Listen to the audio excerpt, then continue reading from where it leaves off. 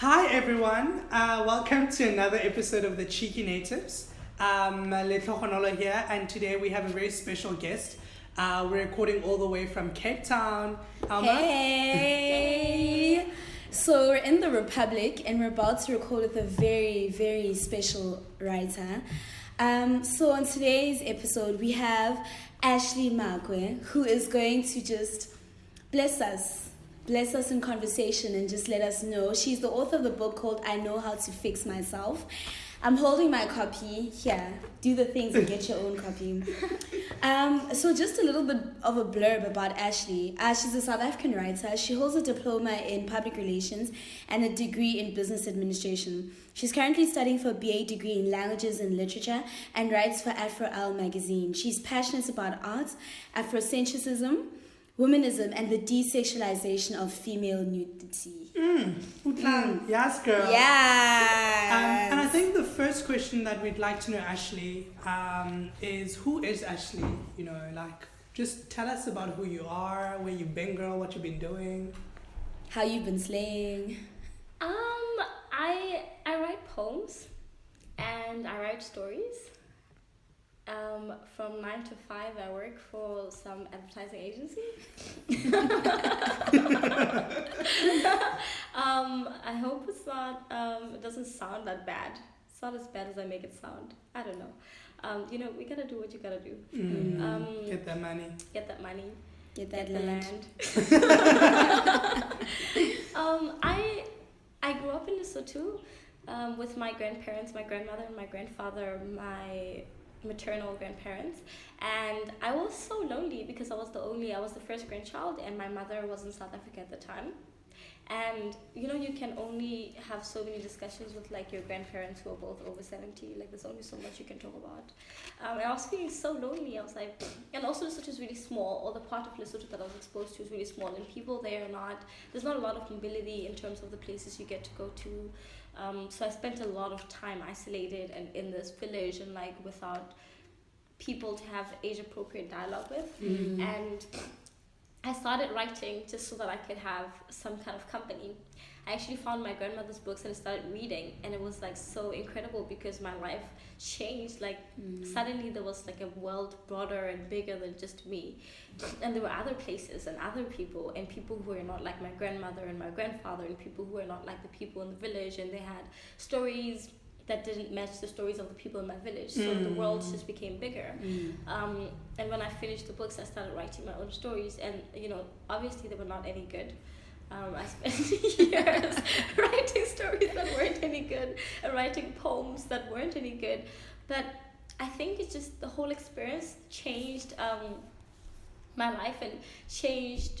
Just literature became a big part of my life, and even now there's nothing I enjoy more than poetry. Like I still, every day when I get back from work, still like find a new poetry book to read, and I'll read it the whole time and just walk around with the book and just read and feel so happy. And I'm just like, it's also such an incredible thing that I have some gift to do this thing that is like so incredibly important to me. I think that's really important because I agree with you. I think I could speak for myself and Alma about just the idea of having a book in your bag or a book with you, just when you get that little moment to delve into this world that you speak of, like a world outside of yourself. Completely outside of yourself, right? And that's also why it's great to have Black women, right, writing stories, because often, like, you read books that are written by people who don't look like you, whose life experiences don't even mirror yours, right?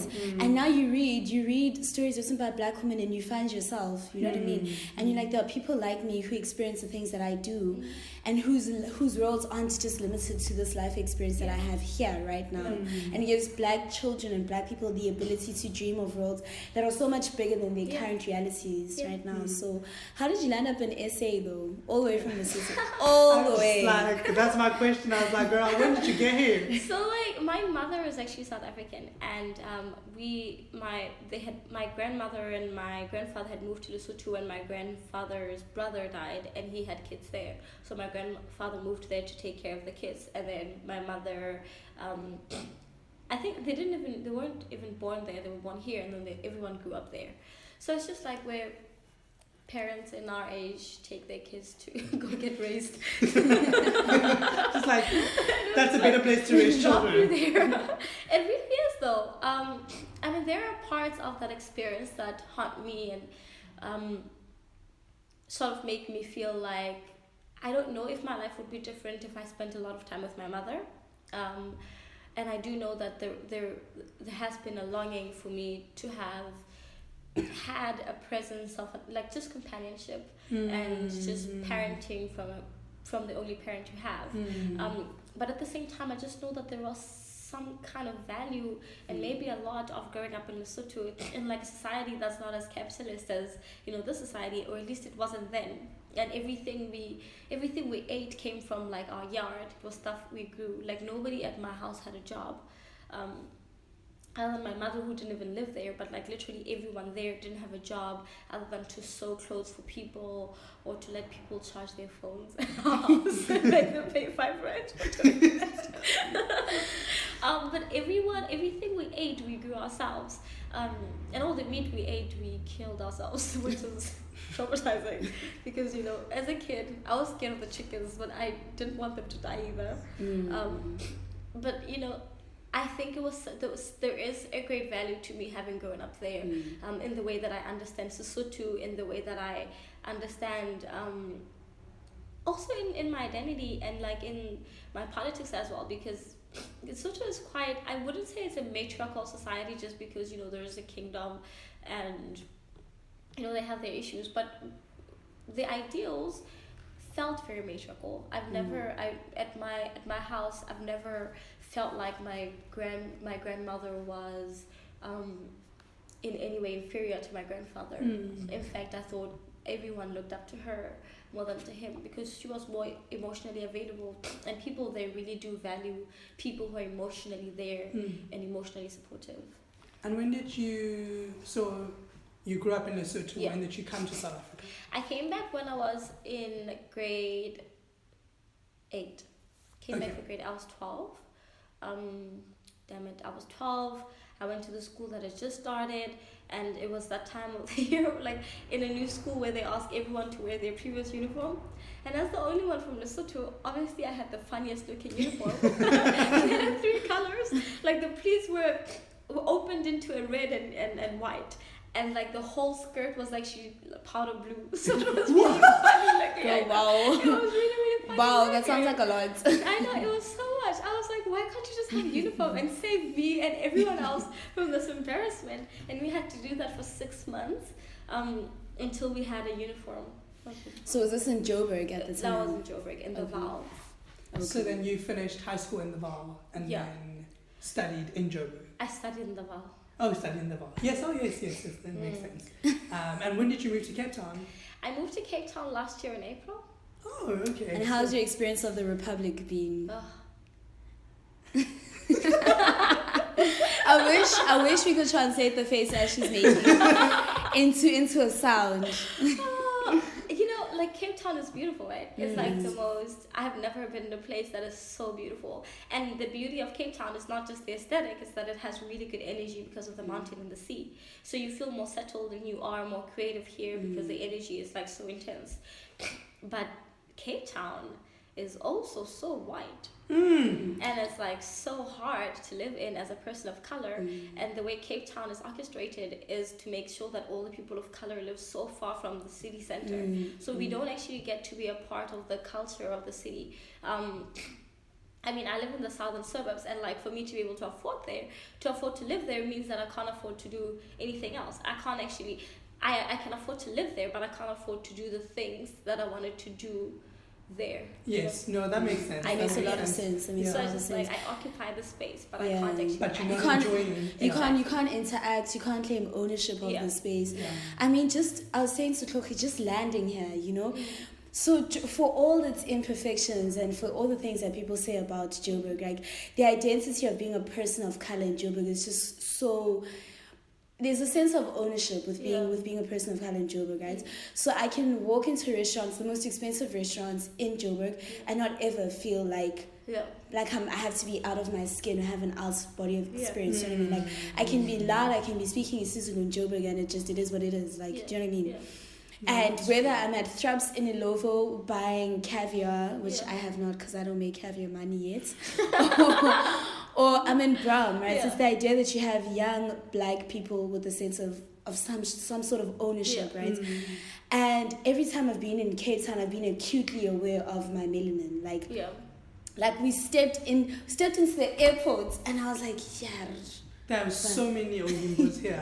That was my thought. I even said this to you when we were at the airport. I was like, wow, there are really so many more people. And it's like sanitized. Like Cape Town is like sanitized, but in a way that feels like it's stripped it of its like melanin and of its culture and of its like blackness. You know what I mean? Like the fact that you drive out of the airport and that's a wrap. Like you drive out of the airport and then you get here and you're like, ooh. The mountain's beautiful, but you're like there are no people of color where you live, but also there are a lot of foreigners in Cape Town, and it's like Cape Town is really weird in that it celebrates having so many foreigners here, and that's great for our tourism, but it's also really dangerous because that's a lot of gentrification and a lot of people who can afford to pay 9,500 for a bachelor a month. Because they use euros and they have dollars and they come here and they can afford to pay that, and then the people who live here can't afford to pay 9,500 for the bachelor. Yeah, that's true, and that's the thing, right? So the actual people who live in South Africa, the black people, don't have a space to live in the city, so they have to move on the outskirts, right? So it's a form of social exclusion to be like continuous social exclusion. I mean, remnants of apartheid. Spatial architecture. And it's like it doesn't stop because they won't pay you 9,500 a month.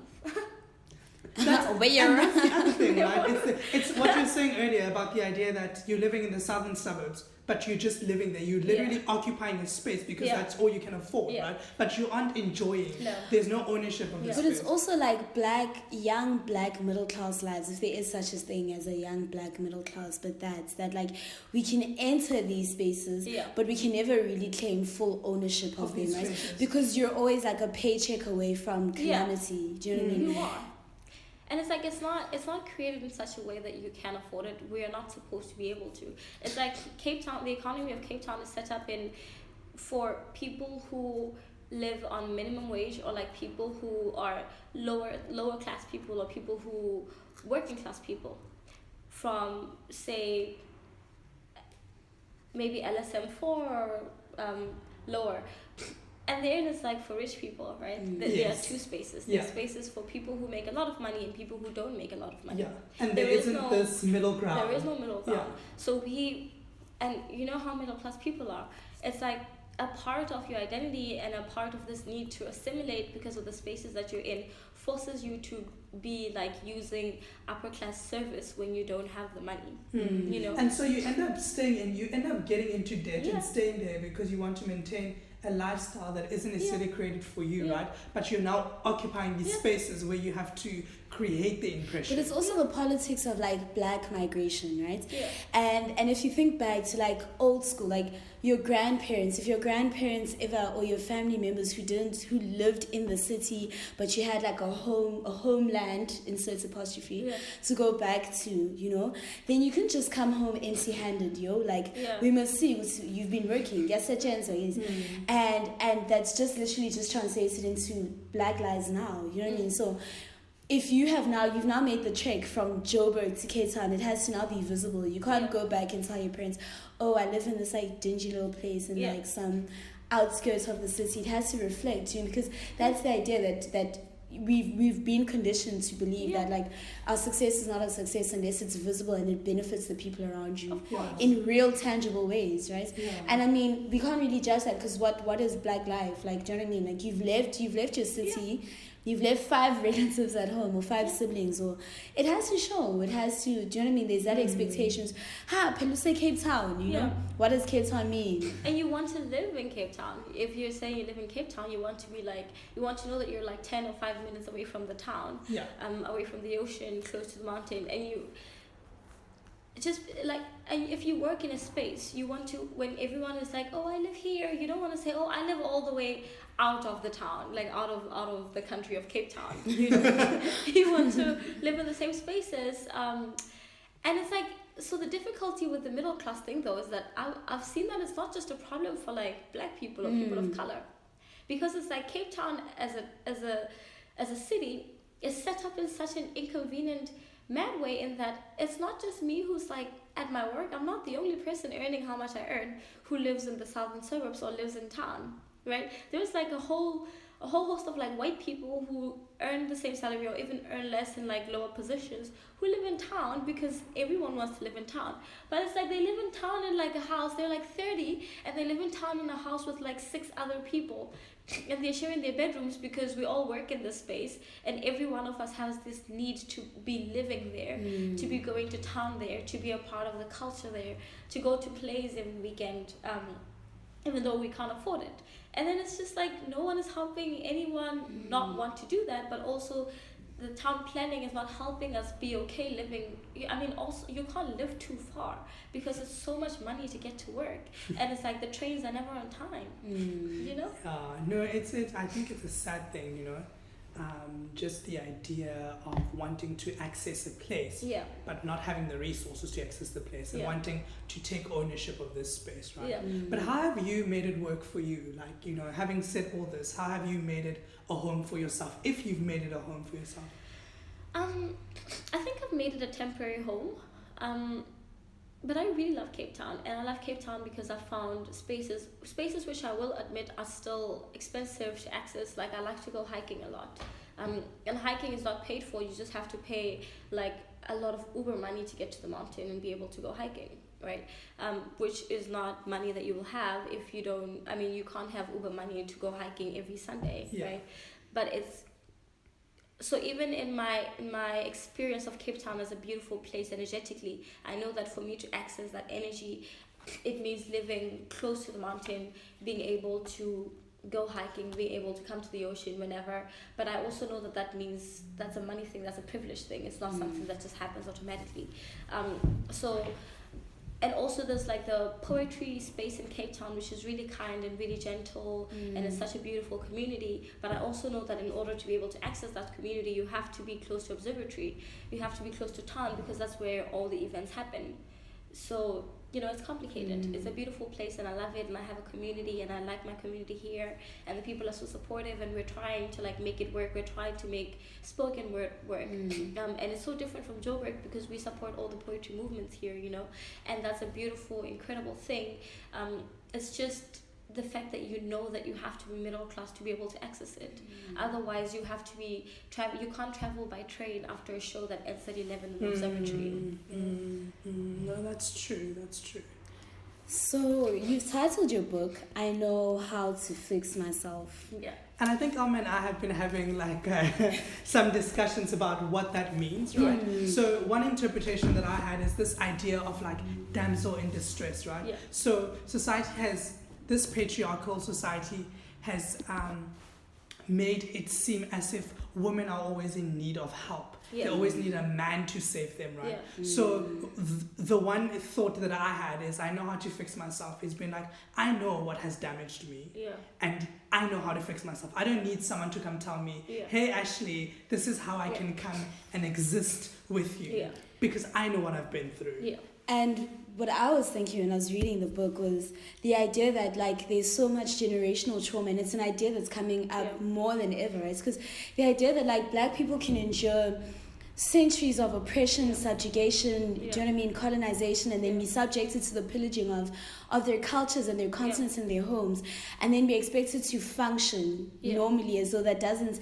in one way or another irrevocably just ruin you as a people, or ruin things that are important to you as a people, and then be expected to function. And how do you adapt to functioning? Like somebody said that the other day, that the ability to perform well in a sick society is not reflective of how great you are. It just reflects how sick the society is. Absolutely. And when I was like, I know how to fix myself, I was saying that this is just an ode to the ability of people to recover and to be resilient, because we are resilient people, right?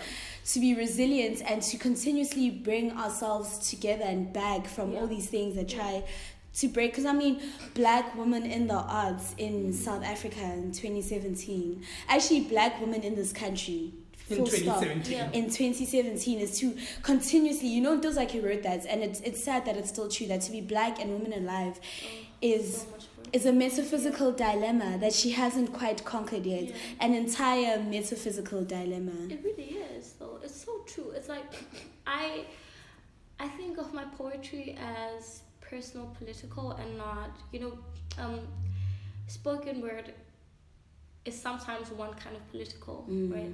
And I've written all these soft poems about the way I experience love and about the presence of family and the way I experience those relationships. And I sometimes go into spaces where people are like, it doesn't resonate because it's not political. But I'm like, see, that is the political. And in my understanding of fixing myself, in my understanding of ancestry, I understand my ancestry and my heritage to also be economic, to be political, to be social.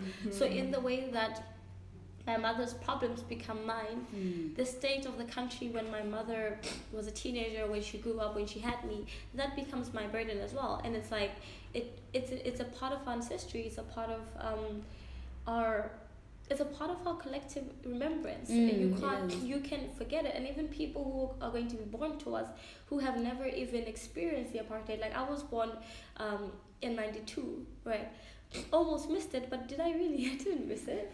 I didn't miss it, and my kids wouldn't have missed it because I was there for it and my mother was there for it, and that becomes a part of the way we remember ourselves. It becomes a part of the way we experience ourselves. It becomes a part of our names and a part of our blood. And it's like fixing myself. When I think about it now, I understand it as fixing the blood, as fixing the name, fixing, all the hidden things that happened to my grandmother, that happened to my great-grandmother, that happened to my mother. But I also understand it as fixing the economy that excluded them, that still excludes me.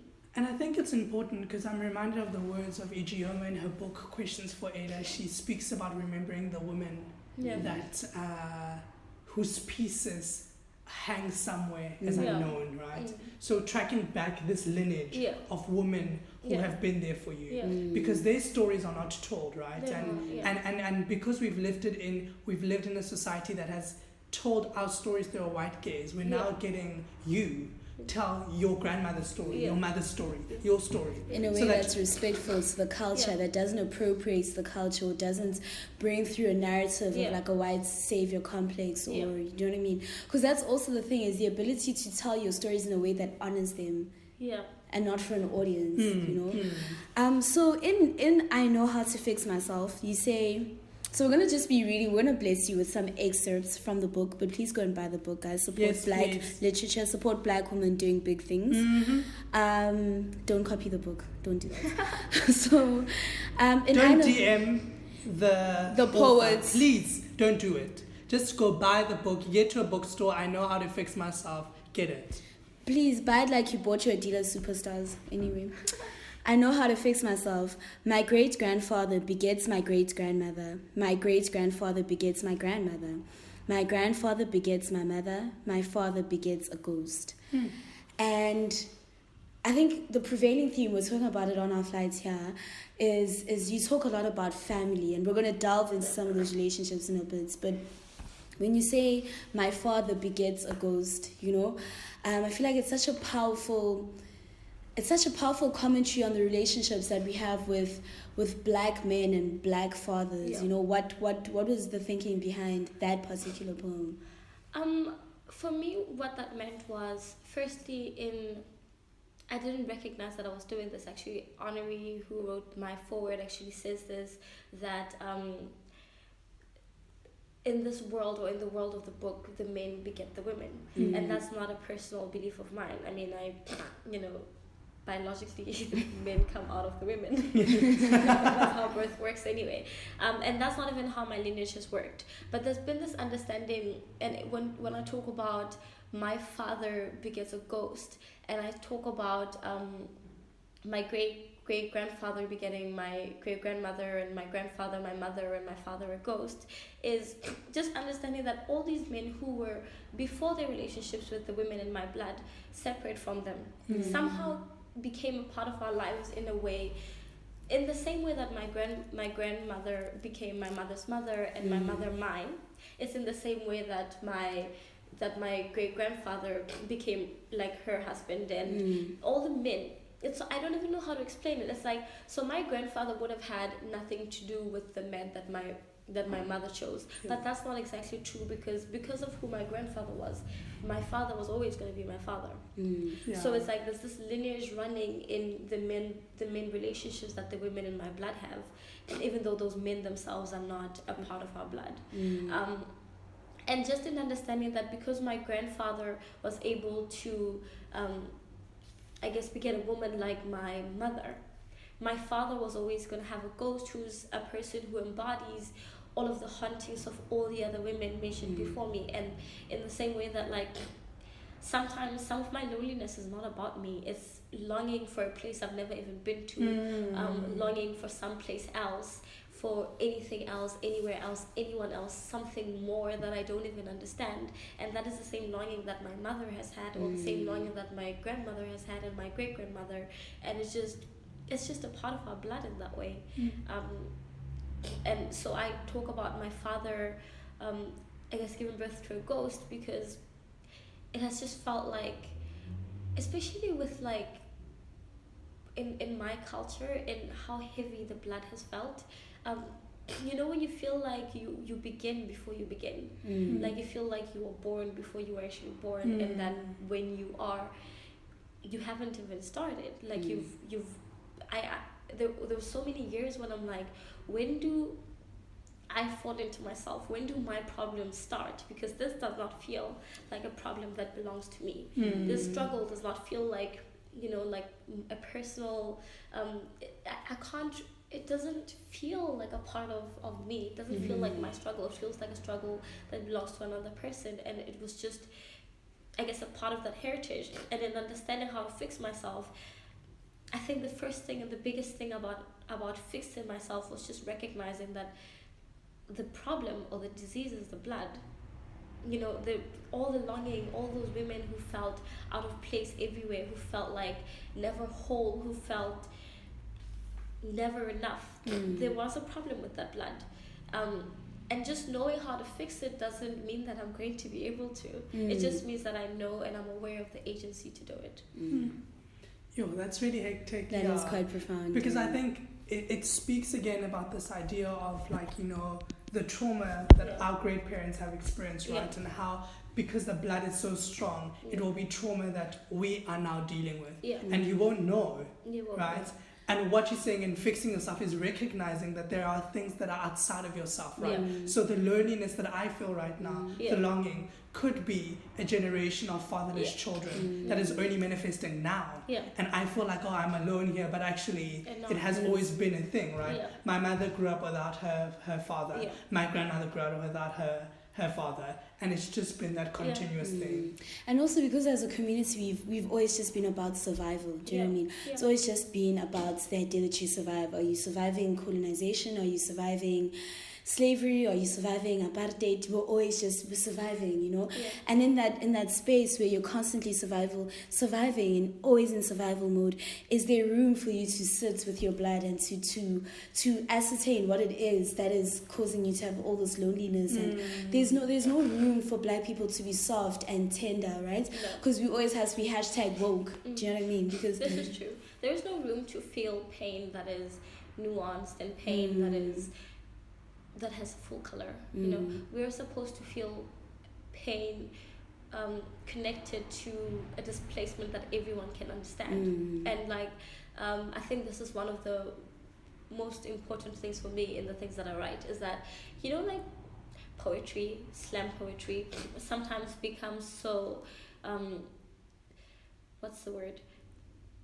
I mean, I don't like to use this word just because I feel like it's very important that the stories are told, right? The stories of the people who, of police brutality and the people who are affected by that, or the people who get killed. Those stories are important to tell, right? The story of apartheid is important to tell.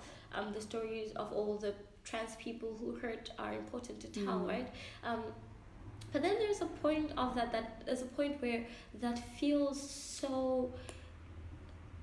the story feels so exploited, but not so much, and it's not about the person, you know. And I think a lot of writers and like a lot of people have fallen into the space where we do this so much, and I think that was like the biggest thing for me was, so we have pain, right? But our stories are not pain.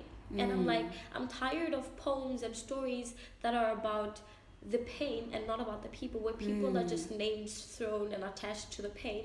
But the story and the poem is really about the pain. It's about the event. It's about police brutality and not about the person who was killed. It's about apartheid and not about the people who were displaced. You know, and I'm like, I don't want to tell my grandmother's story that way. I don't want to talk about her pain that way. Her pain is her. Like, she is a full person. She's not just a subject to pain. And I thought, you know, that's being seen as a full person who experiences the world in like a nuanced way, in a way that has so many different faces, so many different feelings, is so important. And I think it connects with what you were saying earlier, right? It's telling their story in a respectable manner, right? Because as much as your work is political, it's also a personal account of your ancestry. So it's an oath to the women in your life and the women who have created who you are. And to be like, well, before my grandmother was my grandmother, she was a person. And this is the struggles that she's been through. Before my mother was my mother, she was a person, and this is what she's been through, right? And sometimes we want to talk about black women as monolithic, right? As that black women have this idea of just begazelling, being struggling and stuff like that. But actually, every single black woman that you encounter is a person in their own right, who has feelings, who have experiences that they are experiencing themselves. And I think this is what I really enjoy about, like, I Know How to Fix Myself, right? That every poem that I have read is a personal account of the person. So I'm journeying through, you know, in Mom Goes, when you speak about your grandmother, I'm journeying through that, you know. In the 20 years of staying with your husband, with your uncle, I'm journeying through the lived experience of your aunt and what she went through in that 20 years of marriage, as opposed to it being political and speaking about a broader issue. All women are doing this, or men do this. But it's actually, this is my mother and this is what she has done, right? For instance, when I look at, I think one of my favorite lines is Mom's Language on Fire. We were snapping. We're like Z formation for that poem. Do you mind reading Mom's Language on Fire and then... Okay. In my mother's language, fire also means seal.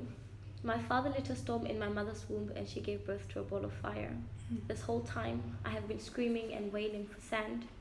In my mother's language, land also means sovereignty. To a paranoid people, smoke without fire is witchcraft and running. Put me off, I am on fire. Put sand over me, I am burning. Sounds like a praise song. I have been rolling on sand, burning. Burning sand is no one's sovereignty. In my mother's language, quiet also means dead. I have only known quiet men and men who loved widows. I could never tell if my grandfather was still or dead. I am told that my father was dead long before he was buried. Quiet fathers do not say anything when their daughters are on fire. In my mother's language, father also means men. We learned early that calling a man your father might make him come, but it will not cause him to stay.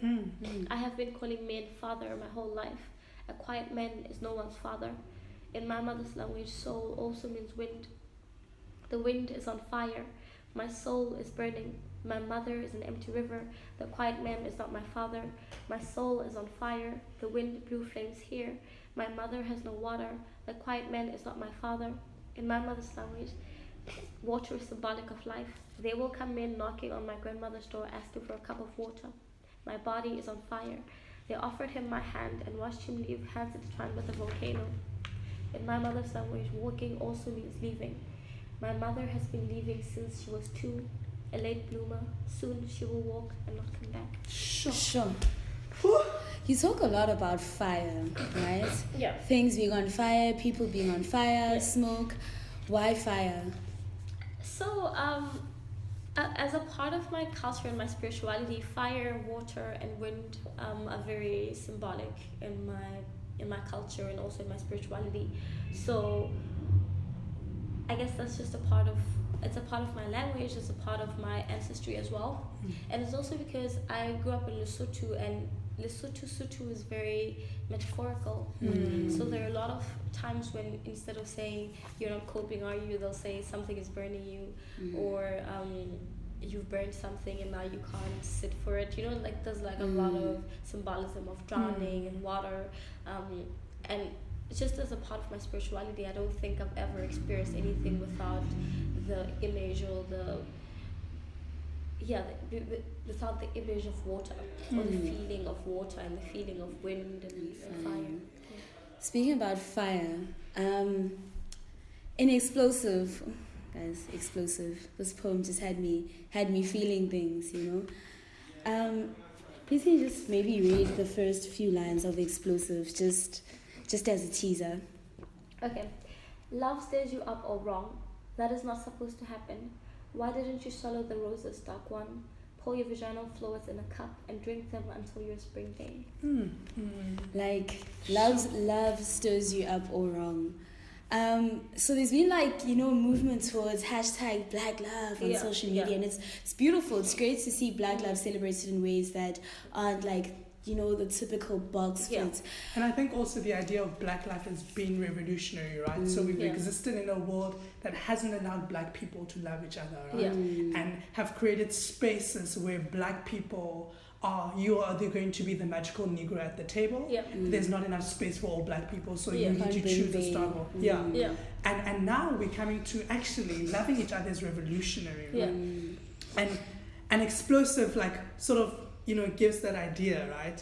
And just like, be revolutionary in your love. But it's also like, I feel like it's a commentary on this like crazy idea of love that people have, that love is like this passionate, explosive romance where you're either madly in love or you hate each other, you know, and there's no like middle ground. Maybe love is not a burning bush, but it's not like acquiescence either. I actually just thinking about it now and thinking about, because our lives are always revolutionary, right?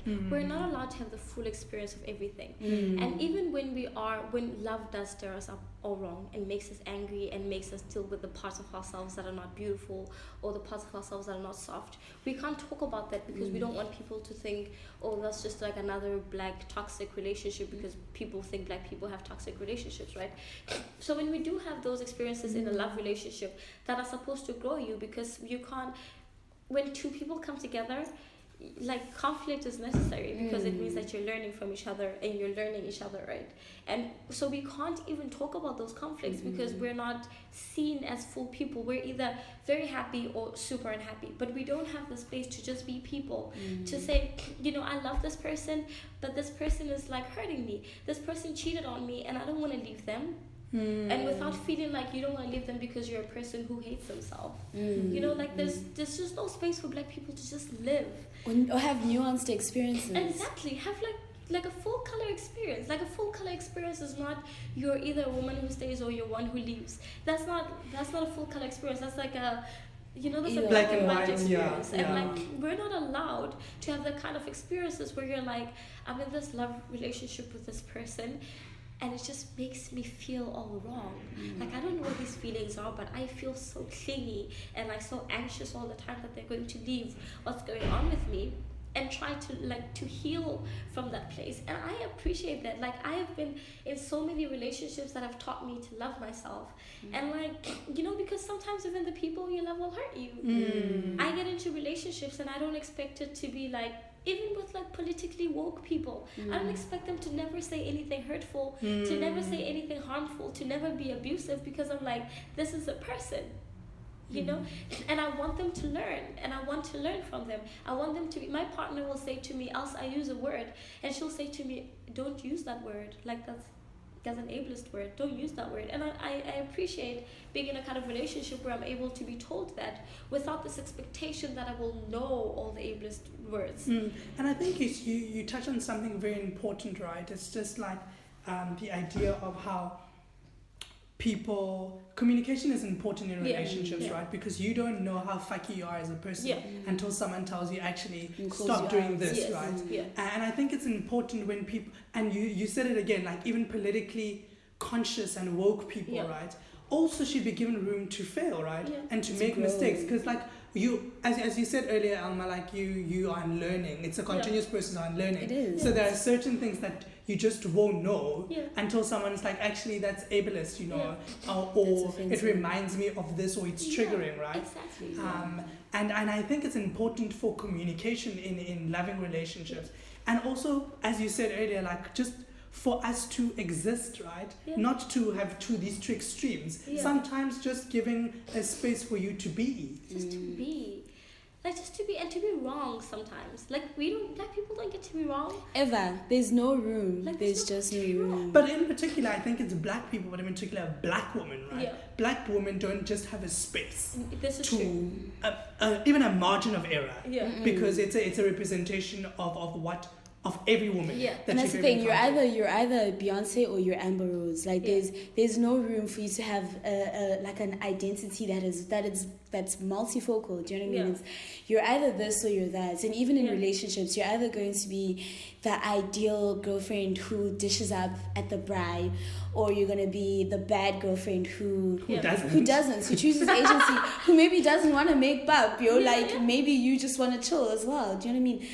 And it's the idea that there's no rest for black women. There's no places and spaces of rest, and it's crazy, right? It's that we're always spending our lives, and it's a conversation we had with Lebo as well, that black women feel like we always spend our lives fighting. You're either fighting for a seat at the table. Once you have a seat at the table, it's to retain that seat at the table, right?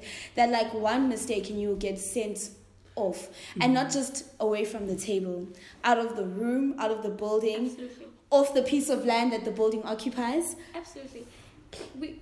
There is no space to be a full human being, and a full human being will not know all the right things in me. I didn't know all the right things like 2 years ago, or 3 years ago, or 4 years ago. I still don't know all the right things right now, and I want to be able to exist in a world where I cannot know all the things, you know, And not be a problematic and not fave. be exactly, you know, That's like true, I mean yeah. I find that sometimes. I have to admit that a lot of things in the world are triggering, right, for queer people. For myself as a queer person, there are a lot of things that people will say that are so triggering, and I'm like, you know, if you were the first person to ever say this to me, I would be kind and saying to you, please don't say that. But like, because everyone literally says this, I can't say to you, please don't say that. I'm gonna be like, you say that one more time, I'm going to cut you, because you like the whole world is constantly saying this one thing. But then there's also the space for ourselves. For yourself as a person to admit that you won't know all the things. You have to be able to grow, and the space doesn't allow you to grow, because it's like we're in constant, and you don't learn in defense mode. You don't. When you're fighting to say I'm not that wrong, you're not learning anything in that moment. And it's like every experience is like, you're so wrong. You're either a good person or you're a bad person. You're either a person like you know, you don't get the I want to be bad. I'm bad and bougie, but I'm also deep. You know, I'm like a lot of different Yes. things. I'm shallow. I dance to trap music. Like I'm vain as fuck. Like, But why does, and the thing is, it's you have to be bad or bougie. Yeah, You can't be don't- bad and bougie and deep. You're either deep. Yeah. And it speaks to you like being like this full experience, like a full colorful person, Yeah. right? And forcing people to accept that black women will not be caricatures. We're not always gonna be deep. Like do you know, when people meet you and they just always expect you to say profound things.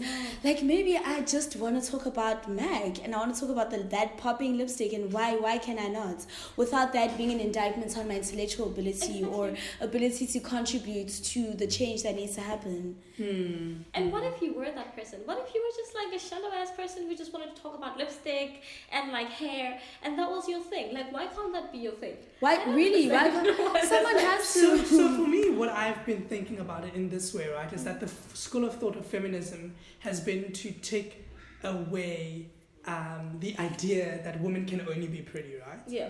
And now that the feminism has achieved that, Yeah. what the movement is now is that actually, as a woman, you can't just be pretty, right? Yeah. And I feel that's incorrect, right? Yeah. Because for me, my thing is feminism now, at least for me, is women can be whatever the fuck they want to be. Yes. If they want to be intelligent, they can be. If they want to be deep, they can be. If they want to be bad and bougie, they can be. Without that bearing on our humanity, right? Yeah. So the idea that people can reconcile themselves with the fact that, oh my gosh, it's so bad that this person was shot and killed, police brutality, but can't turn around and be like, my boy is abusive and he treats black women badly and he participates in misogyny. Whether it's Amber Rose, whose nudes everyone was comfortable with when they were leaked, but not when she purposely leaked them, because how dare a woman exercise agency over her body, right? About her own vagina. Yo, but it's continuously frustrating, right? It's continuously frustrating that it feels like black women do the work. We interrogate our identities, and we're surrounded by all these other people who choose not to interrogate their identities. Be it white Taylor Swift feminism, insert buff, like ugh. Or black hoteps, right? The worst. Guys, black hoteps must fall. The whole way. They need to fall before we get the land back. These people are gonna. No, this is true, and this is like, guys, in the poetry space, it's like a lot. Wow. Nubian queen. So it's interesting because we were just talking about before we get the land back, and I think in particular in Mom's Language Goes on Fire, you say, in my mother's language, land means sovereignty. And we're talking about this idea of like dispossession, right? And people think like when we talk about getting the land back, we're talking about it as in a plot of land, like literally. I mean, obviously we want it. I mean, hello, we're in Cape Town, friendship, what's up? Yeah, but I think more importantly, I'm attacking you. but more importantly, I think it speaks about the dignity that was ripped from our people, the humanity that was ripped from our people, right? That when they took something that was so instrumental in who we are, they took away our person, right? And having come from Lesotho, where you lived, I mean, that's not an experience that a huge number of South Africans have had, where you know what I mean, even the land that we did have, was not the most arable, fertile land. You know what I mean? That Land Act, and the fact that it was the 100-year anniversary, like a few years ago, that they took such a large number of people and place them on these arid, dry areas that they knew would not produce, So even our relationship with land has now become dysfunctional, because people were leaving their land to come be migrant laborers, whatever, because the land that they lived in was just not fertile, wasn't suitable for living, and we want to know, like, what are your ideas on getting the land back, firstly? I mean, I want the land back. Yes. And I've never thought about the land as literal land, right? It's the ownership of the land. It's the kingdom above the land, right? And it's that our land responds to us. So of course there'll be droughts. Yeah, the land will suffer if the people who are supposed to reign over it or not. Like, our land is also a part of our spirituality. It is. So you can't remove the people and have the land behave in the way it always does, because the land needs the people like the people need the land. Like, we need all our gems, and we need them to stop mining our diamonds so that the energy of our land can remain the energy of our land. Right? And it's like, when I think about land and thinking about the difference in the experience of me growing up in Lesotho and being here, is that having ownership of your land, even in like real terms, owning the space that you occupy, you can walk in there with that ownership of that space. You don't walk in as a person who's visiting, as a person who's renting out where you live. And like, we can, because we have to figure out how to live with the way things are. We don't think about like just how displaced you are when you live in a place that you don't own. Do you know where I live, where I pay rent? I can make it as home as I want to, but it's not my home. I don't own it. I know that.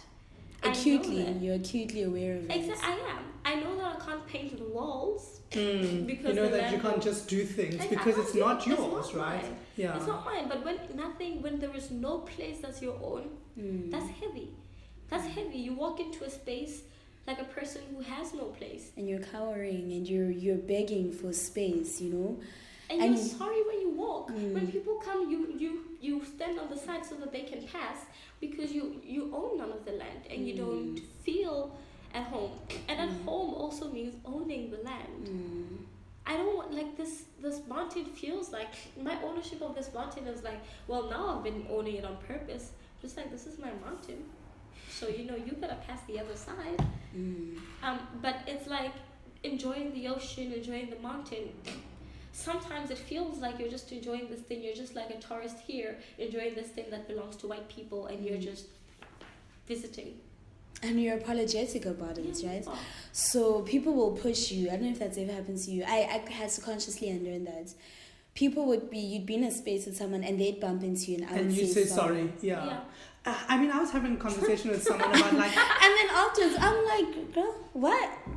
But it's that you grow up with such an air of apology. You know? So that's the idea, right? As a black people, we've always been so apologetic about our space. And we're right? Because we've been stripped of the sovereignty, right? Yeah. So because we've been stripped of the sovereignty, we're always like, we don't cowering. belong here. We're supposed to be meek and prostrate, and we're in these spaces that demand that from us, because the moment you don't, then you're cheeky. You're a cheeky native. You're ungrateful of the opportunities that these people have bestowed upon you. Exactly.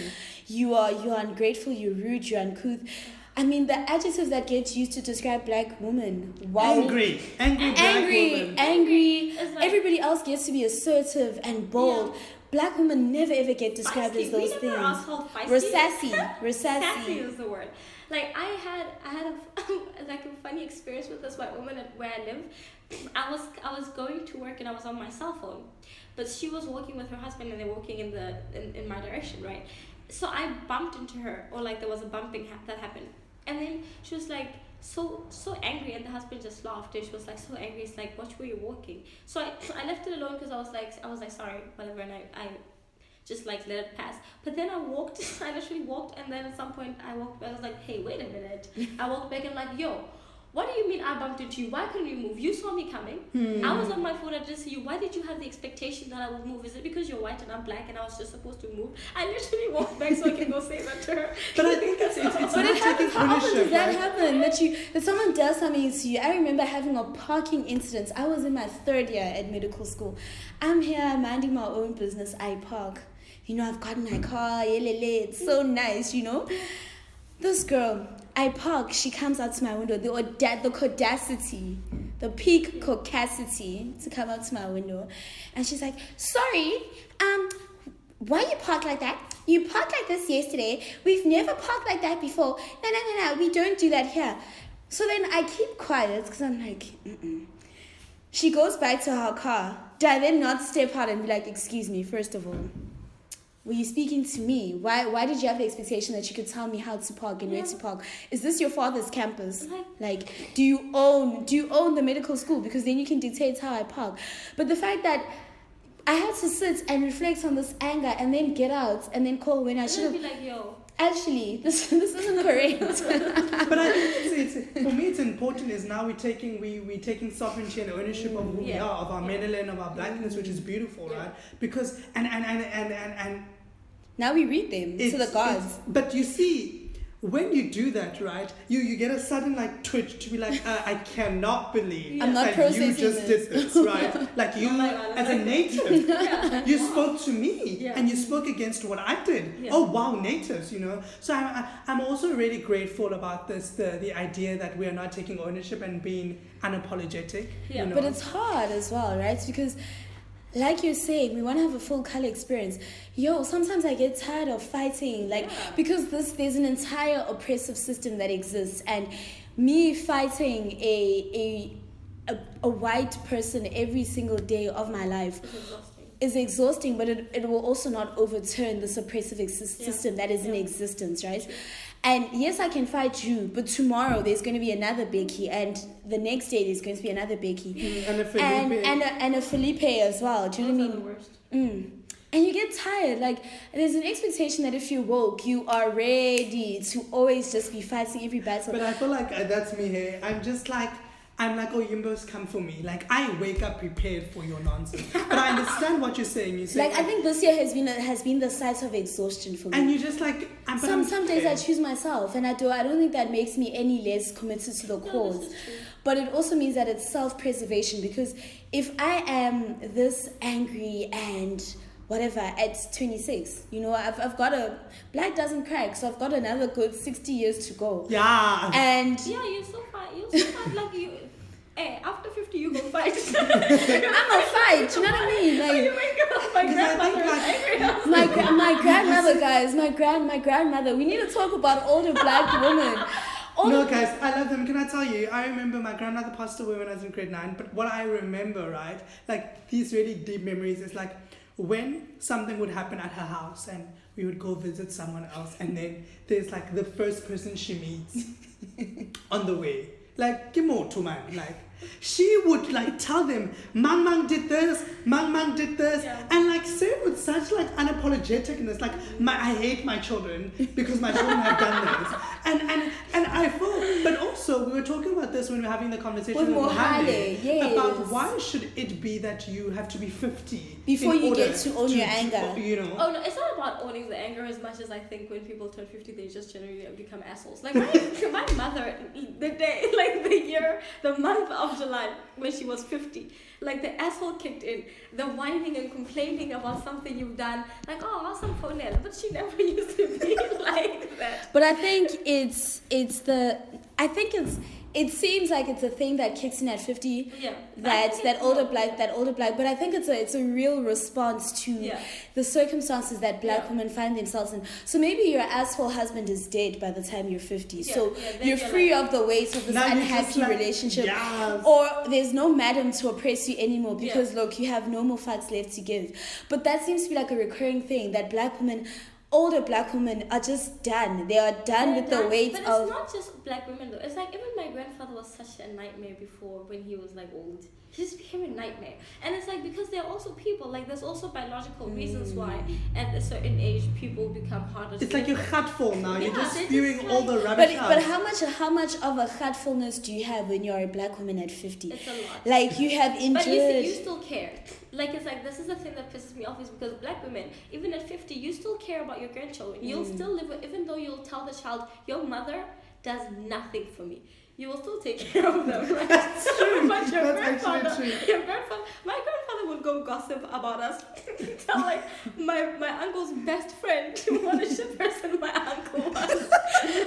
Like, he would wake up in the morning, get dressed in a suit. He was always wearing suits. In a suit and go gossip. What kind of person? No, but because sometimes love is a drag, guys. I'm learning this, that sometimes I must drag you out of your fuckiness because you're so rooted, it is so deep in you. that when I try and be gentle and hold your hand, like you're not gonna come out. Do you know what I mean? Sometimes I must drag you to the gods out of your fuckiness. So I understand that. Sometimes not facile. Like usile.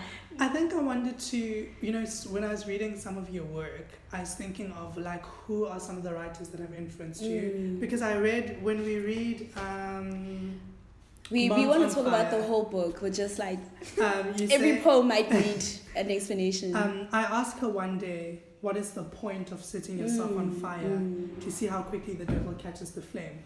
And it reminds me of Wasan, right? Wasan says when men come, I will tell my daughters to set themselves alight. And I was wondering if who are some of the writers that have influenced your writing, and why did you pick that particular style? So when you get the book, guys, you will see that Ashley writes in lowercase, and that's very interesting for me, right? Why did you choose that particular typography? I think the first thing is that there are a lot of black women writers who inspire me, and like I'm just like, wow, thank you for writing, and like I love poetry so much, and just like reading other people's poetry makes me so creative and like makes me think about a lot of other things I can write about. I love Wilson Shire. I've always loved her. I love Safia and Hilo, Wende Katiwa, Amy Mahmoud, Kolega Kutuma. I love, there's so many, I can't even like, I love Viela Malulek. So many incredible black women writers, right? And I'm not even talking right now about like, the older generation, like Honoree Jeffers, Tozake Shenge, Claudia Rankin. Like I'm not like, there's just so many incredible writers in our time who are, and one of the most incredible thing about us is that we're redefining what literature looks like, what poetry looks like. Like our poems are not sonnets, and our stanzas don't have like 4 lines. We're writing everything so differently. We're writing it like we want to, and that's what poetry looks like to us. And we can no longer be told that this is not a poem, that this is spoken word, and that's different from poetry because we don't identify that way. And this is, for us, this is poetry. And the reason that I write the way I write is because I am such a believer in that our poems are not about us.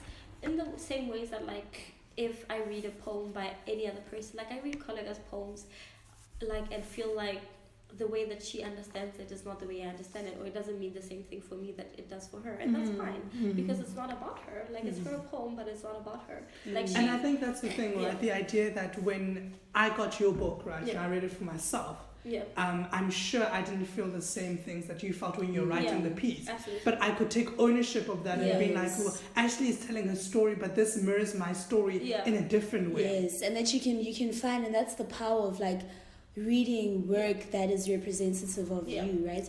Is that you read it and you're like, this may not have been my story, but there are women in me that can identify with that. And I think that's really the reason why I write in lowercase, and I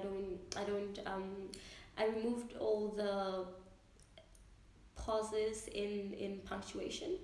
So I removed all the punctuation so that people can read it how they want and like flow with it how they want and pause where they want, and create their own images, so that you understand it to be whatever it is to you, because that's like the beauty of it. The beauty of it really is like, that's why I love literature. It's that it imagines, it's so imaginative, and I want to be able to do the imagining. But I think you do it so well, right? For me, the imagery, I think one line that sticks for me in the poem is in My Mother's Language on Fire, when you say, you will learn that you can call men father and it will make them come, but it will cause them to stay. And I think maybe it's because I have a dirty mind. So initially I thought about it that way, right? So I thought about it twofold, like literally the act of them coming to, as in walking and coming to your life, but also the act of them, like this fetish, oh hey daddy, and then causing them to ejaculate, right? And I thought that's such beautiful imagery, just like creating their own story reading, because I was like, man. Also because it was multi-dimensional, right? So it wasn't this one solid thing. It was, and it's true to black women's nature that sometimes he can be daddy, and other times really just he's your daddy, he's your father. He left. You know what I mean? Yeah. And I think what's important for me in your work, it's just like what we have done with English, right? Because we need to realize that this is not a language that was meant for us. But what we have done, as so you've referred to writers, you've referred to Kola Kaputuma, you've referred to Abuela, you've referred, and I'm referring to you, like just how you have used this language that was not supposed to be ours, like Sipokazi journalists, like all these Nolwazi Putusini, all these black women who have taken this language that isn't meant for us and made it beautiful and cultured it, because if you think about it, as a language, English is quite bland, right? And here are black women adding soul and life and fire. We really are. And we're writing images, right? Because even our own languages are so rich and diverse that we bring that into any language that we interact with, right? And I really do believe that about our writing, and like Basotho people and Nguni people, that our languages are so beautiful and so poetic. And like when I write about My Mother's Language on Fire, that poem is in English, but it's really written in Sotho. If you understood Sotho, you would understand all those images, all those words. That's the Sotho language. And it's like people are always like, why don't you write in your native? Why don't you write in your mother tongue? And it's like, this is my mother tongue. I speak like this English that my mother spent so much money on. I'm gonna speak it, and I'm gonna write some poetry in it. But don't think that my poetry is stripped of the Sotho. I just wish people saw more, because sometimes I feel like people are just not listening for enough. And if when people are not listening for enough, they don't know that like the way we write is also has our language in it. Like for example, Worcestershire and Safi Al-Hilo and Emi and all the Arabic writers, there is Arabic in the way they write. write. Yes. And they write like that because of their language. Yes. Like they don't Yes. just like English people don't write like we write, guys. Mm. They don't write like that. No matter how much they appropriate, Exactly. they ain't Rifa ever will. culture, Ijeoma in one of her poems where she says she wants to write about the black woman that we don't write about. So the woman in Nigeria Yeah. who sew clothing, Yeah. the woman in Nigeria who sell things on the ground. Yeah. And at the end of the poem she says, and I want to write about these women who will pray for me in a language that will make English bow. And that's what you're saying, right? Bringing this character to this language that's so dull and being like, actually, there is Sesotho in my English, right? But because I'm not writing Lehoko, la Sesotho, Yeah. you think I'm not writing in Sesotho, but Yeah. there it is. There The fact is. that I'm speaking about my grandmother Yeah. is Sesotho in my language. And also, and then people make it seem like it's not revolutionary to write in English, right? Because it's always like, it really is. It's such a hotep thing, right? Like, we should be writing poems and this is, Wearing your hair because if you aren't like, do you know what I mean? Like, Not authentic, all these you know, ideas, all these Nubia. ideas of blackness and blackness being monolithic, right? yeah. But I think even writing in English and telling your story in English is an act of riot, right? It's an act of riot because you're sitting and you're telling the stories of people that they've tried to subjugate and to almost throw to the margins of history, right? And do it in ways that make it seem as though black people didn't have an identity before white people arrived. Shout out to Helen Zilla, right? That we should owe everything and our entire being to colonization, as though we're not a people rich in history and storytelling. Have you heard a black person tell a story, guys? Come hear my grandmother. My grandmother can tell the story of going to the shop and getting into an argument with somebody and the whole house will be quiet, guys. There's like there's Well- so much to it. It's like a It's full layered, story. it's rich, it's who we are as a That's why we people. gossip so well. Like my grandmother told me once, she went to my mother's house and my mother had like a new kitchen unit. The way she described it when I went home, it was the exact same thing I imagined because she was so specific Exactly. in detail. And that's why, like we gossip well because like our language is like that. Like Yeah. she told me everything. When I saw that kitchen unit, I was like, wow, that's so like accurate. From like the sounds, that's really like, and then I said, because even our voices We're thinking, like, it's rich, and I think that's why it's so powerful to have black women telling our stories, because it means that you get the full experience of our lived experiences, right? And it's not just, there was a woman carrying a baby on her back, oh shame, how sad that she didn't have a stroller to push this baby in. Do you know what I mean? But also the idea that she wanted a stroller. Yeah. I think she enjoyed carrying the baby Exactly, on her because back, right? you now want to tell my story with this capitalist gaze, right? That then strips me of my entire identity. That because I didn't have a stroller, I couldn't afford one, or even if I couldn't afford one, so what? I couldn't afford one because I exist in this system that benefits you at my expense. But also because maybe I don't want a stroller. Maybe I think it's ridiculous to be taking up all the space on the sidewalk so I can push my one baby. Like, we're just trying to go to spa, yo. I know, it's just like why what was about the well, like just to be, it's like the same thing, like this idea that like I go back to like the story of like for example like faithfulness in like heterosexual relationships, right? Where like there are these women and like if the woman's husband is cheating, everyone is like, oh poor woman. I'm like, and even if the husband doesn't have money, what if she just doesn't want to live because it's just too much work to like find Just not another? again. It's like, Like, one whole tip in her lifetime was sufficient. I know, it's just like I don't want to leave this person.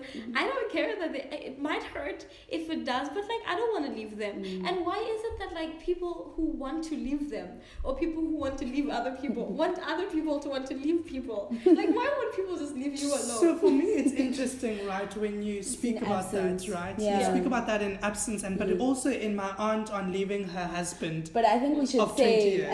I think we should say, for the last bit. no, because that poem, because in absence you say, I don't know what it is about leaving and unavailable and out of reach and someone else's and begging and desperate and alone and torturous that lures me to you. I know that you're not mine. I think that's the thing. What is that thing that makes these? Because Wosa and Shaya also explores this idea, and she says, in her poem, she says, who taught you to want these things? I mean, I'm paraphrasing. Yes, no, that these I know, things yes. that don't want you to be flighty and fearful, to be all these things at the same time. But And she it's speaks about this idea, and she says, don't you see it? Don't you see how they smell desperation on you? Even if you're not saying it, they know that you are. Yes. And I had a poem. It was a really bad poem, so it doesn't exist anymore. But it was that people like you. It was so bad. It was that people like you will always find people like me. And being a married person at my age, and queer, and a person who struggles with mental illness, and a person with with like a history of so much abuse, and like there's just a lot of things, right? There you learn that there will never be a person who, there will never be a good person, okay, because people are not either good or bad, right? And you learn that and just because of my history and everything that's happened to me, every single person who I will meet will be that person who is unavailable in some way, right? And it's like, because I was actually watching something, and this man said, because of your history and because of your experiences, you will always find people who torture you in the same way you've always been tortured, because you're attracted to that. And I was like, yeah, like I love my partner, I love her a lot, but I knew that the distance was going to destroy me. I knew that it would torture me, and it does.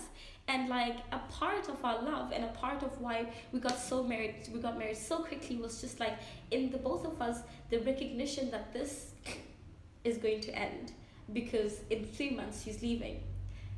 It created this because that's who we are. That's the kind of torture, the kind of unavailability that we are both attracted to. That's very deep. That is so deep. That's actually really deep, right? But do you feel like there's room for unlearning? Because I mean, it's very depressing to think that the things that have always tortured you, I think you make a reference to that where you talk about your heart being swallowed whole like a whale, and I was thinking of the reference to Jonah in the Bible, and do you not feel like there's room for unlearning, right? Because and room for unlearning, but I think also this idea of creating a new language, right? Yes, a language of love.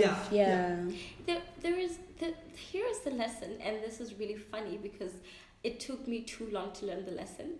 The lesson was never meeting a person who wasn't going to be like that, right? Because there was no one who was never going to be like that for as long as I carried in every experience all of the other experiences. Every single person, they could have been the best person in the world. They were always going to be that person, because for me, I was experiencing that experience with all of the other experiences. So every time she says, I can make very little, she will say, I'll say I love you, and then she'll be like, I love you back, and I'll be like, don't say back, because that means you only love me because I love you. Say I love you too. And you don't want to say that if you don't have a whole lot of issues, right? It's because you don't listen to the experience because you're experiencing everything else. So literally every person will be the person who tortures you like that, even if they don't know that they're doing it, because you are the one. You are the one. That's so profound. You are the experience. I need to go just reflect on that. That's also, so profound. I mean, we've been talking about I know how to fix myself, right? And your book, but I think you've done other things, right? Earlier on, before we recorded that podcast, we were talking about where you were just a couple of months ago. Do you want to tell us about the competitions that you've partaken on and some of the things that you've done? Because I saw you a week ago or a week 2 ago. 2 weeks ago. When you were at the Naked Worth Festival. Yeah. So I actually started slamming last year in the first time I ever did was last year in March. Wow. Yeah, and that was so I was so scared. That was a few weeks after I started just sharing my poetry live in general, and I was freaking out. So then I went to this reading in I was still in Joburg, and I went to this reading in Mabone. It was on a Wednesday, Word Up Wednesdays, I think. That's what it's called. But I was reading, and then Dr. Tando was there, and Vusi, who runs CSP, was there, and they invited me to come to because they were running performance workshops for people who wrote but didn't feel like they could perform. So I started going to the workshops, and the deal was, if you go to the workshop, you have to do the slam. And I was like, I don't want to slam, I don't know how to slam, I can't do this. Then I did the slam in April last year, and I won the slam in Joburg, and then I literally had to move here Yes. 2 weeks after. I was like, wow, I've just like got to this community and now I have to leave it. Then I moved here, and then we had the provincial slam here in Cape Town in September. Then I won the provincial slam here, and then I went to nationals back in Joburg to nationals in November, and I won that slam. Yes, bunch of winners. Right? Just doing the things. She's just like casually, and I won that too. And I But won that actually, too, because that's good. Black That's women are actually quietly, deep. it's so typical of black women. We were talking about this at, was it the Tavenbeki lecture that we went to? Probably, yeah. About how black people, and particularly black women, are so understated about their achievements. You know what I mean? Like, I just won a slam won against that. all these people. Yeah, you know, just like some people. I mean, I won the national, and it's like we've been taught to be apologetic about our magic, and it's a lot. It's like I understand why the people who taught us that would have taught us that, because it's a lot. It's like black women shine, guys, so bright, They do shine so bright. And like it's like people. I talk to my best friend about this all the time, and we were talking about how when my book got published, I actually got the copies, and I told my mom, and she was like, "Oh, I'm so happy for you. This is so nice." But my mom is like that. If I graduate, whatever I do, she's just like, "Oh, that's so nice. I'm so happy." Right? And I was like, sometimes it hurt me because I was like, "Is she not proud of me? What is the thing?" And like we had this conversation, which really opened my eyes to what was really going on. It was like, I said to her, I was like, my mother doesn't know how to win. She doesn't know how to win. Like she doesn't know how to accept that good things are happening to her. Like when I went to the Women of the World Slam after the nationals, I went there in March. Yes, International competition, please. Women of the world. Or Women of America, but I'll get there. When I went to Women of the World, she was like, don't tell anyone anything. I want you to be safe. I'm like, Ma, me telling them is not going to do anything. Like, it's not going to change where the plane is going to go. It's not going to change anything. It's like, and also I'm like, I'm going to America. I'm about to call that like cousin from like 8 months ago and be like, hey, how are you doing? It's like, I'm fine. Like, yeah, you know, I'm going to America next week. I'm fine. I was just like, let them know, right? And Upila says it so beautifully, right? That from skin to marrow, she says, get in the habit of celebrating yourself. Yeah. Because from skin to marrow, you are magic. And I cannot think of anyone who's more magical than black women. Like, despite... Guys, like, black women play life in hard mode. Have you played life in hard mode? Like, despite everything that gets thrown at black women, despite the patriarchy, the racism, the misogyny, right? Yeah. We flourish still. We shine bright. You know, but when we read like shine bright like a diamond. You know, Angela Davidson, this is one of my absolutely favorite quotes, right? Yeah. She says that black women have had to create a larger version of life than perhaps any part of society. Yeah. Black women have had to understand black men, white men, have had to understand white women, have had to understand black women, and have to understand themselves. Yeah. When black women win victories in society, it's virtually a boost for every sector of society. And that's the truth, right? That there are these marginalized, like, bottom holding up every form of anything and flourishing, and when black women win, it's everyone a win for all of us. It's a win for all of us. Entire communities win when black women win. This is like, absolutely true. When a Shonda Rhimes exists, entire communities are uplifted. This is like the power of Beyonce. I tell people, like, people will say whatever they want to say about Beyonce, and I'm like, you don't understand what it means for Beyonce to exist. Like, for white people can pretend all they want that they don't know that Beyonce is black, even though she's like she's ghetto as fuck. Like, guys, have you heard how Beyonce speaks? Her name is Beyonce. Beyonce knows. Beyonce, guys. She is black as fuck, right? And they can pretend all they want to not see her blackness, but like the existence of a ghetto-ass black woman in the world stage in the way that Beyonce exists is so empowering that, like, I walk into spaces and I'm like, yeah, Beyonce exists. It's like Oprah exists, like Shonda Rhimes exists, Michelle exists, like Toni Morrison exists. But even that, right? That excellence. You know, we often get told like we have to be twice as good as them to be half like whatever, half the things that they have, which I always think is such BS because. like, can you imagine having the audacity to tell me that my excellence should be seated at the table of mediocrity and I should be grateful for it, right? And that is the audacity that black women are subjected to all the time, right? Rilla, in her poem that she performed when we had our event with Koleka, she speaks about black women, and she's like, there's this line where she's like, black woman next to a white woman is not a purse, honey. And she will eat you with her mouth closed and keep that secret for years. And just like the power of black women, like you think it's an accessory. No, babes, slayer of note. But also, can we create a space? And I've always felt that black women will not be free, and so we can be mediocre in the ways that white men are mediocre. And earn wealth and flourish, right? Earn wealth. Someone said that on Twitter the other day, and it resonated so deeply with me, because black women always have to be excellent, but I think that the act of waking up as a black woman and owning your body and yourself is an act of excellence. Black excellence is not a great thing.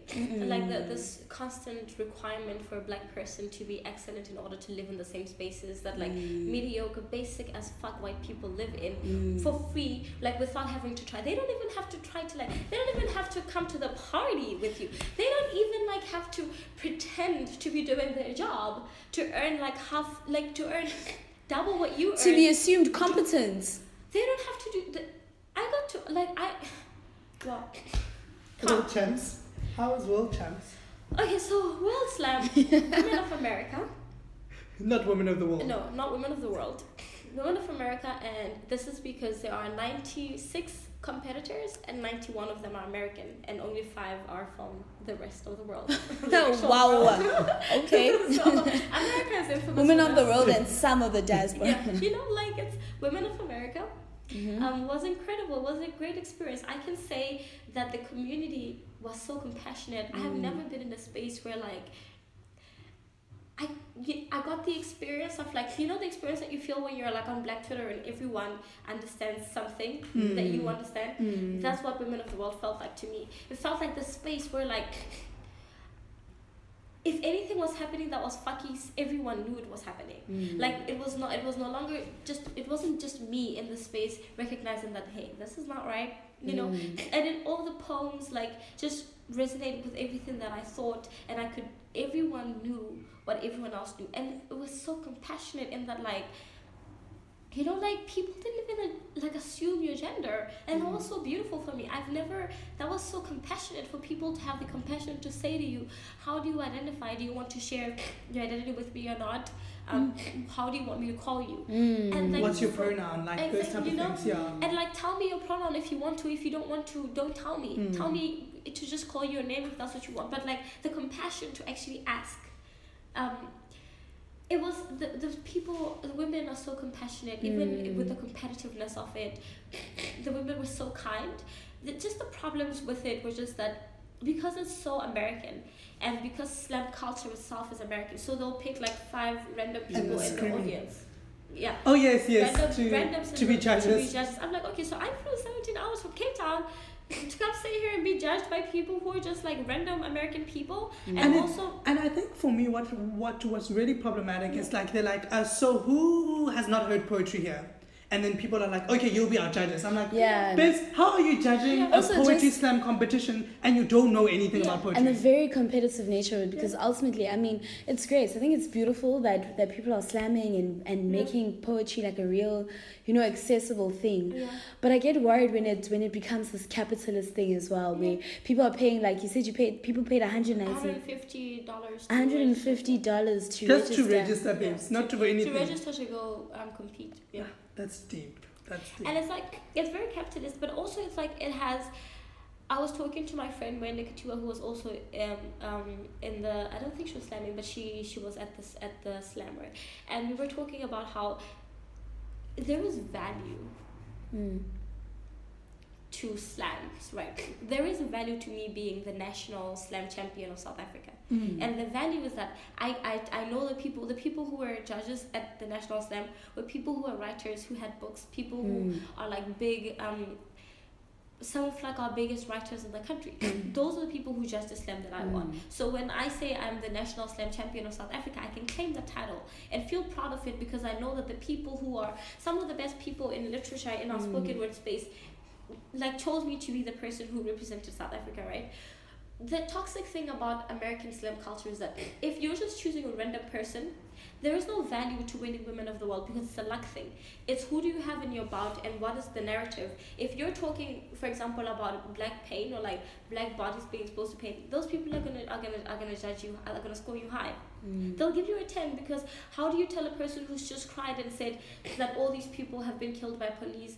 How do you give them a 7? Like how do you score them a 7 if you're a white person? Exactly. If you're like a white person, and that was another thing that really frustrated me in my bout, because it was like 3 white women, 1 white man, and 1 black man, and those were the judges. So from when I started, I was like, they're not gonna get me. I was like, they're not gonna understand me, and they didn't understand me, because also from being from South Africa, what people are expecting me to talk about is Mandela and apartheid. And because people are not even listening enough, they don't know that Mandela and apartheid are in there. If you were listening enough, you will understand that, like, in the way that I experience love and the way that I experience those relationships, all of those politics you're looking for are in there. But they're not listening for that, because they want me to say Winnie Madikizela Mandela. They want me to say all the words, all the buzzwords, all the little things that they know about South Africa and they know about South Africans. But I was just talking about women. I mean, also, it's really hectic actually, but I mean, you're still the South African champion. I know, I'm just like... Yeah. I'm like, I'll see you next year, because I'm going to go next year, and I've written all my political poems. I've written all my Mandela poems. And I'm going to win. Drag them, girl. I think because we're a literary podcast, I think what's important, it would be remiss of us not to ask you, like, what 3 books would you want every South African out here listening to that podcast to read? Particularly South African women. What 3 books can a South African woman go through her lifetime without not reading? Okay, I'm gonna tell you without any doubt whatsoever, because you absolutely must read Collective Amnesia. Yes. You must read that book. You also must read Seaweed Sky by Dr. Sarah Gossel. So Dr. Sarah is like an incredible person, right? She's a white person. But she's an incredible person. So get that book, y'all. Get the book, guys. Seaweed Sky is so beautiful. It's so bubbles and so like, you know, like those, like it's like pink clouds. If you can imagine pink clouds, that's Seaweed Sky. I just smiled, like a poem after poem. Even the painful poems were so beautiful. Like she writes so beautifully, and it's like so nuanced, and it's like just pink clouds, and I'm just like bubbles, bubbles, bubbles. Happy. That's how that book made me feel. Vuyelwa Madileka, she has this chapbook. Her chapbook was actually published in the African Poetry Book Fund, that mine is now published in, and her book was The Things We Lost in the Fire. You have to read it. It's like such a beautiful chapbook. Her poems are so good, and so I really like it when women write about other women in like full color, you know, when you can really see yourself. And I think the other book is by Dr. Thando Buhle Ngubisa. See, I don't even know, you know, yeah, there are people like that who are like, she's a doctor, like a medical doctor, but she's also an incredible poet, and I'm like, how do you have it all? Well, this is a doctor who's a future patron of the arts. Yes. Like, do you know how, like, I'm like, what? It's just because black women are lit. Like, right? We're lit. Like, we can do all these things. You can do all the things. And then still shut down your Taylor Swift feminism. Yeah. I think 2 things. 1, we have to make you read My Aunt on Leaving Husband for 10 years, because like, it's just a deep poem. That and then we also have because we love the land, so we have a rating system of the land. So we're going to, after you read the poem, rate your book in your presence. Yeah, so we don't do this thing where we give people popcorn and stars. No, we give them real tangible things that will help them, you know what I mean? and we give them land. Okay. Oh, let me read. My aunt on leaving her husband of 20 years. That day, I felt the flood in my chest come too close to the throat. I felt the years of drifting, of water, of drowning. Yes, I knew I couldn't swim when I made love in the river, in murky water. Your uncle is dirty, and also I let grow too close to my heart. Maybe that's why he did it, because I begged him to. When I chose him, I chose the touch of glass, the swallowing of time-worn blood, the eating of mold. So I have daddy issues. Although I don't know the signs of having daddy issues when you don't have a daddy, but I know loss. I know my husband's tight hold on my neck and me jizzing my panties. I know him throwing me to a wall and me wanting to pop my pussy for him. I know loss. I know my father's country denying me entry.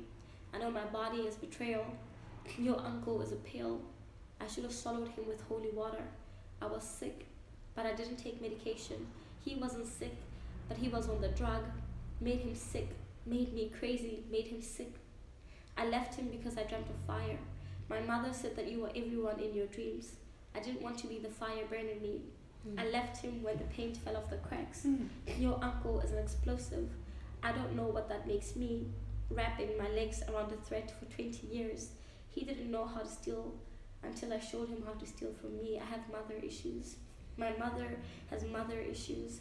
My grandmother had mother issues. I put sand over my daughter so I wouldn't drown her accidentally. I don't like accidents. Your uncle was not a mistake. The 20 years of holding a gun to my head and putting it away, letting him suck my nipples and putting him away, letting him inside and calling dibs on the injury, that was on purpose. Your uncle is a hatchet I buried in my crotch on purpose. Eventually you breathe on purpose. Sure. I mean, all I'm going to say is if you are not going to get the book after this poem or after this conversation, I don't know what you're doing with your life. We don't know what we're going to do with you when the land comes because you don't know nice things. So, babes, we're in Cape Town. Yes. Where the land is plentiful. We're in the Republic. You know, and Ashley was saying how she enjoys there by the sea, Camps Bay vibes. Yeah. So I feel like we must give her Clifton and Camps Bay. No, I feel like we, as the chair of the land committee, I'm deeming it sufficient. You know, I think that is the least we can do for Ashley. You know, no, it's really a small token of our appreciation. For your magic, for your how magic, to fix ourselves, right? For shining so bright, you know, despite the burden of being black, woman, and queer in a country that hates all of those things, all of them simultaneously. And continuing to shine so bright regardless. And I think we're giving you Camps Bay, Clifton. Call us if you want more. We've got you. I got Camps Bay. Yes, and Clifton, girl. I'm reminded of Aliyah and Crystal Valentine when they speak to be black women and alive, right? And one of the lines in their poem is, to be black woman and alive is to be magic, is to be the witch that wouldn't burn. And thank you for not burning. You know, thank you for not burning. That's so deep, right?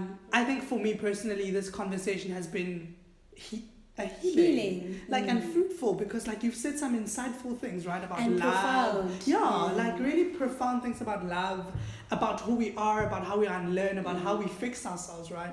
So thank you for coming on to the Cheeky Natives and having a conversation with us.